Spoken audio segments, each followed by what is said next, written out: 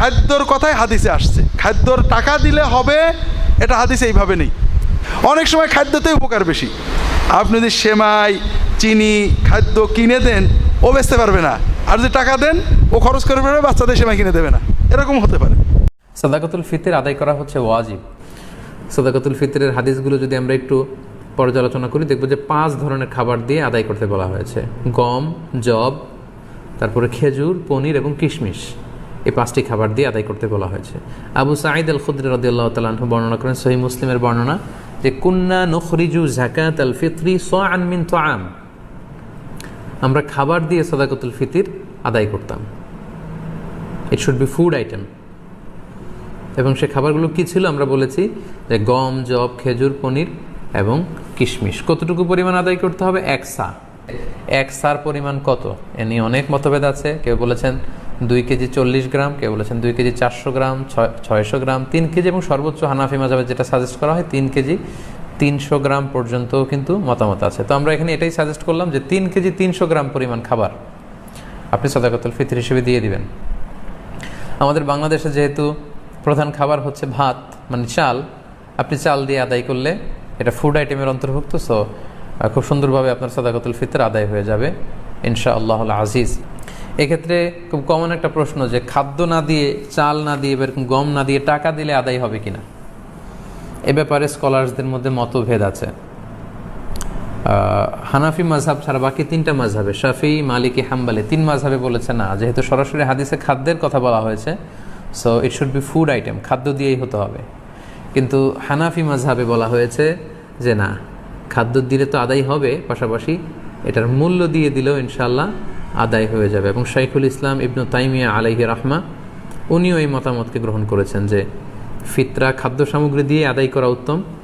তবে এমন যদি হয় পর্যাপ্ত খাদ্য পাওয়া যাচ্ছে না, কিংবা ঈদের নামাজের সময় হয়ে গিয়েছে, এখনও আমি আদায় করিনি, এখন কোথায় আমি গম পাবো, চাল পাবো, কখন মাপবো, কখন দিব, আমি তখন টাকা দিয়ে দিলাম, আদায় হয়ে যাবে। অথবা গরিবদের মাসলাহা, যেহেতু এটা গরিবের হক, এবং গরিবদের মাসলাহা যদি এখানে থাকে যে তাদের যদি টাকা দিলেই বেশি উপকার হয়, তখন টাকা দেয়াটাই উত্তম হবে এবং দিলে আদায় হয়ে যাবে ইনশাআল্লাহ। কারণ আমরা সবাই যদি চাল দিতে শুরু করি বা গম দিতে শুরু করি, এত চাল এত গম, যেহেতু এটা ঈদের দিনের আনন্দের জন্য, ঈদের দিনকে এত চাল এত গম ওনারা খাবেন? ঈদের দিন হয়তো অনেক গরিব মানুষ বা অনেক মিসকিন ফকির তারা একটু পায়েস খেতে চাইবে, একটু পোলাও খেতে চাইবে। সবাই যদি চাল দেয়, এই চাল আবার ওনারা বিক্রি করবে পায়েস কেনার জন্য, ওই চাল বিক্রি করে ওটা টাকা দিয়ে পায়েস, সেমাই এগুলো কিনে নিয়ে আসবে। তো ঘুরে ফিরে একই কথা হলো। তো এই জন্য আপনি টাকা দিয়েও যদি দেন আদায় হবে, এবং যদি গরিবের মাসলাহাত থাকে সেটা আউলা।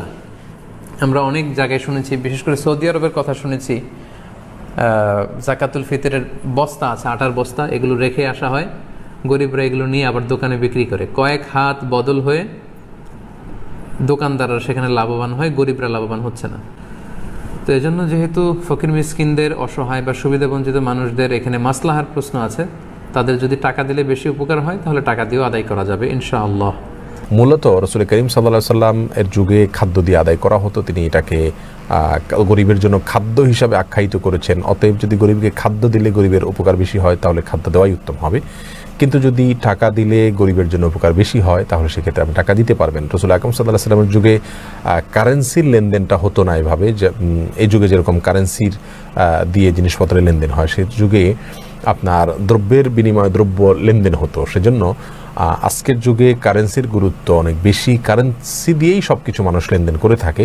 সেই কারণে যদি কেউ কারেন্সি দেয়, ফিতরা আদায় হবে না এমনটি বলা উচিত হবে না, বরং আদায় হয়ে যাবে।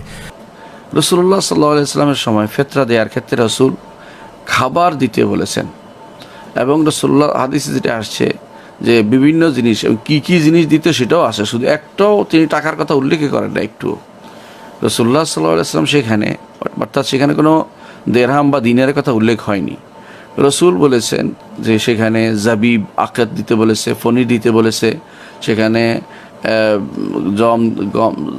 গম দিতে বলেছে, সেখানে বোর দিতে বলেছে, খাবার দিতে বলেছেন, সেখানে খেজুর দিতে বলেছেন, বিভিন্ন 6-7 রকম পণ্যের কথা তিনি বলেছেন।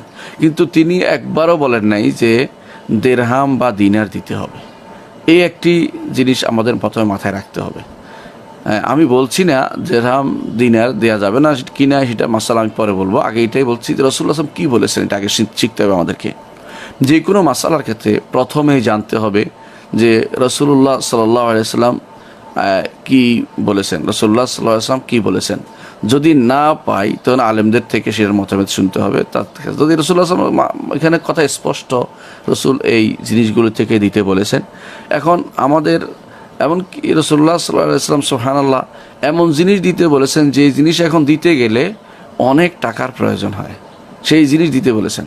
হ্যাঁ, আপনি কিশমিশ দিতে পারবেন এখন দিলে কতটুকু হবে? 1300-1400 টাকা যাবে। যদি এক সা কিশমিশ দেন, 1 সা কিশমিশ দিলে 1300-1400 টাকা বা আরও বেশি চলে যাবে, আরও বেশি চলে যাবে। তাহলে আপনি চিন্তা করে দেখুন রাসূলুল্লাহ সাল্লাল্লাহু আলাইহি ওয়াসাল্লাম যেটা চেয়েছেন সেটা হচ্ছে যে মানুষের উপকার হোক, গরিবদের উপকার হোক, সেটা তাদেরকে দেয়া হোক। এটা মূল কথা। আমরা দুই দিক থেকে গরিবদের ঠকাই। এক হচ্ছে তাদেরকে যেই জিনিস তারা সাধারণত খায় না ওইটা দেওয়ার ব্যাপারে খুব ব্যস্ত হয়ে পড়ি। আমরা হিসাব করেছি আটায় নিয়ে গেছি এক টানে, আটায় চলে যেতে হবে। কেন? আটায় গেলে কম দেয়া যাবে, আটায় গেলে কম দেয়া যাবে, এটা একটা কিয়াসের উপর নির্ধারণ করেছেন মুআবিয়া রাদিয়াল্লাহু আনহু এবং সাহাবায়ে কেরামের কেউ কেউ সেটা মেনে নিয়েছেন, এটা করে আমি অস্বীকার করছি না। এবং মানুষের সামনে তিনি বলেছেন, সবার সামনে খুতবাতে মদিনাতে সবাই সেটা মেনে নিয়েছেন। এটা আমরা বুঝতে পারছি যে এটা পরবর্তী একটা ইজতিহাদ ছিল সাহাবায়ে কেরামের, সাহাবীর। এবং এটা কারণ ছিল তারা বলেছেন যে তোমাদের এই আটার মূল্য আমাদের ওই আটার চেয়ে অর্ধেক মূল্য, আমাদের ওই আটার মূল্য অর্ধেক, তোমাদের এই আটার চেয়ে তোমাদের এই আটার মূল্য বেশি, ডবল। এই জন্য তিনি সেই হিসাবে মূল্য হিসাব করে একটা নির্ধারণ করে দিয়েছিলেন।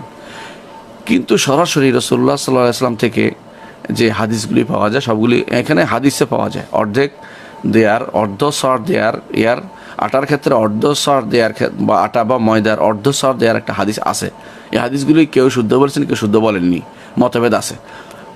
কিন্তু মুআবিয়া রাদিয়াল্লাহু আনহু থেকে যেটা আসছে, সাহাবী তার থেকে যেটা আসছে, এটা অনেক শক্তিশালী এবং এটা বিশুদ্ধ যে উনি এটা বলেছেন।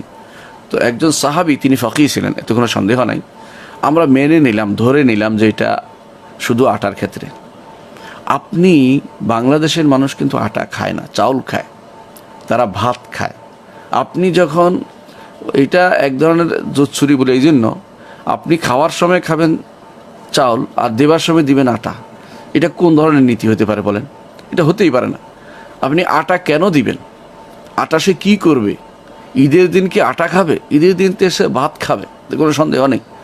তাকে আপনি চাউল দিবেন, চাউল যদি চাউল দেন আলহামদুলিল্লাহ আপনি চাউল দিলেন, আর চাউল না দিলে আপনি যদি আটা দেন তো আপনি কিন্তু তাকে ঠকাইলেন। এবং দুই কারণে, একটি হচ্ছে আপনি ইচ্ছাকৃত গরিবের ঠকানোর জন্য আপনি আটাতে চলে গেছেন, দ্বিতীয় হচ্ছে অর্ধেক দিচ্ছেন, এরপরে অর্ধ সার দিচ্ছেন। আবার অর্ধ সায়ের হিসাবটাও এক সায়ের যেই মূল্যমান তা সঠিকভাবে দেওয়া হচ্ছে না। এক সা মদিনার যে সা, রসুল তো আর ইরাকে ছিলেন না, রসুল মদিনায় ছিলেন। মদিনার সায়ের যতটুকু ছিল আপনি সেটা না ধরে আপনি অর্ধ সা ধরছেন এই ইরাকি সার ধরে বসে আছেন। কিন্তু মদিনার একটা সার আছে, সেটা হচ্ছে আরবাআত আমদাদ, চায়ের মুদ, যেটা মুদ আছে এখন আলহামদুলিল্লাহ, সেটা এখন অ্যাভেইলেবল জায়গা যেখানে সেখানে পাওয়া যায়। বিশেষ করে আপনি যদি কোনো আলামিন মসজিদের সামনে যান খুঁজে পাবেন, সেটা কিনতে পাবেন।